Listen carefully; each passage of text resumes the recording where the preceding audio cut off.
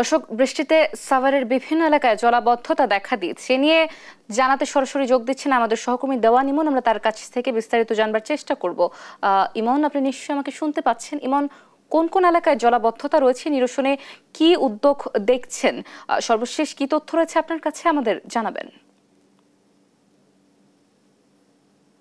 অতসী, আমি এখন যে এলাকাটিতে রয়েছি এটি রাজফুলবাড়িয়া এলাকা এবং এটি ঘনবসতির নানা কারণে এই সড়কটিও, আমার পেছনে যে সড়কটি, এটিও একটি ব্যস্ততম সড়ক। তবে এই অঞ্চলে যারা এখন বসবাস করছেন তাদের মানে বাসা থেকে পা ফেললেই শরীরে যে কাপড় সেটি কিন্তু হাঁটুর উপরে তুলে কিন্তু বেরোতে হচ্ছে। আপনি দেখতে পাচ্ছেন যে গুরুত্বপূর্ণ একটি সড়কের এমন দশা, এবং এই দশাটি এখানকার যারা স্থানীয়রা তারা বলছিলেন যে বিগত 5 বছরেরও বেশি সময় কিন্তু তারা এই ধরনের দুর্ভোগ রয়েছেন। একটু বৃষ্টি হলেই এই যে এখন যে চিত্র এরকমটি এতে পরিণত হয়। এছাড়াও শুষ্ক মৌসুমেও কিন্তু এই সড়কটিতে জলাবদ্ধতা লেগে থাকে। এই সড়কটিতে কিছু দূরেই রয়েছে একটি মসজিদ, রয়েছে এমপিও ভুক্ত একটি শিক্ষা প্রতিষ্ঠান, পাশাপাশি বেসরকারি শিক্ষা প্রতিষ্ঠানও রয়েছে কিন্তু এই অঞ্চলে। এছাড়া এই অঞ্চলে যে এই সড়কের পাশে যে কয়েকশো বাসাবাড়ি রয়েছে, সেই বাসাবাড়িতে কিন্তু যারা ভাড়াটিয়া, যে পরিমাণ ভাড়াটিয়া থাকার কথা সেটি কিন্তু এখানকার যারা বাড়ির মালিক তারা কিন্তু পাচ্ছেন না। কারণ হচ্ছে যে এই যে যে সড়কের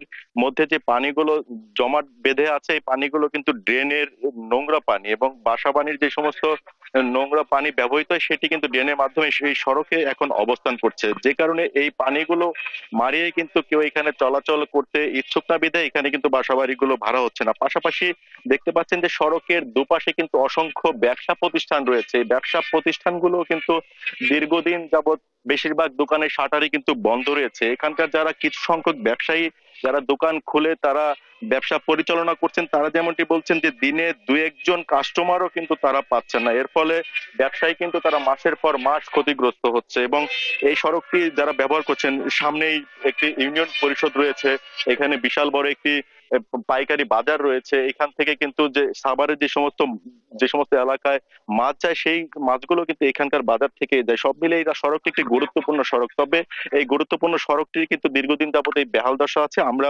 উপজেলা ইঞ্জিনিয়ারের সাথে কথা বলেছিলাম, তিনি যেমনটি আমাদেরকে জানিয়েছেন যে এটা পর্যায়ক্রমে সাভারের বেশ কিছু সড়কের এই এমন বেহাল দশা, যে কারণে পর্যায়ক্রমে তারা হয়তো এটি সংস্কারের উদ্যোগ নেবেন। তবে এটি সহ সাভারের নিম্ন এলাকার বেশ কিছু সড়কে কিন্তু এমন দশা দেখা দিয়েছে। তো এই ছিল আমার কাছে সাভারের রাজফুলবাড়িয়া থেকে সড়ক পরিস্থিতির সর্বশেষ খবর। ইমন, ধন্যবাদ আপনাকে।